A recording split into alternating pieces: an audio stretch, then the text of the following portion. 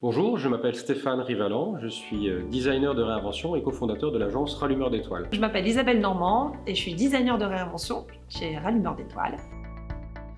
C'est une agence de design de réinvention qui a vraiment pour objectif et pour mission d'accélérer les besoins de réinvention et de permettre à tous ces réinventeurs de s'exprimer, que ce soit dans les entreprises d'aujourd'hui et demain. Nous œuvrons pour un monde plus fraternel et plus joyeux.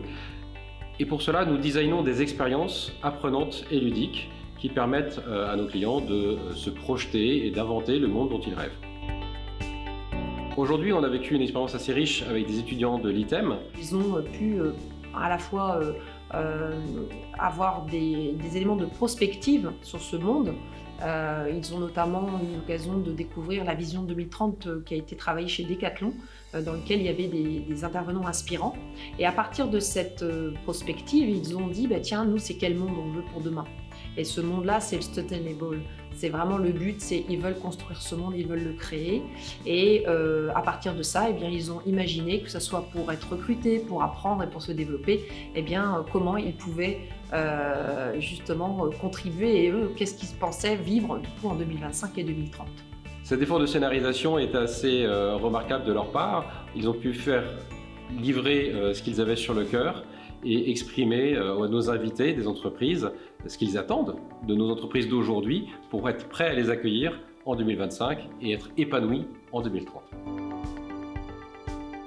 C'était génial. Alors, il n'y avait pas eu de répétition, donc il y a eu une petite part d'improvisation, mais c'est aussi ça qu'on nous demande en tant qu'ingénieur, c'est de savoir s'adapter sur le coup.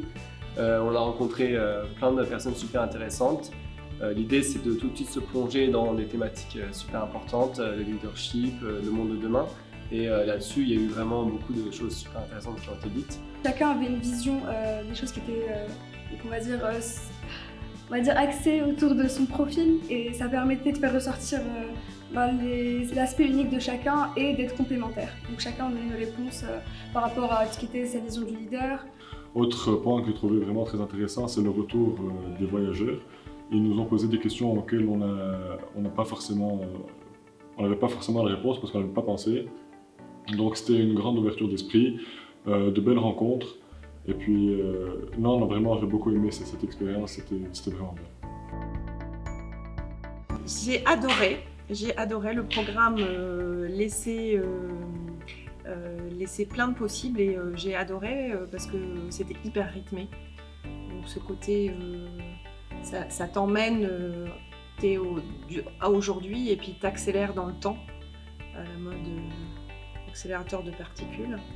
Alors moi je me sens encore en 2030, je suis pas encore complètement revenu. Alors ce que je vais vous dire là, c'est mon impression avant le voyage de retour. Et donc avant ce voyage de retour, j'ai trouvé des personnes, des belles personnes qui ont exprimé ce qu'elles ont travaillé. Mais moi j'ai envie de travailler avec ces personnes-là.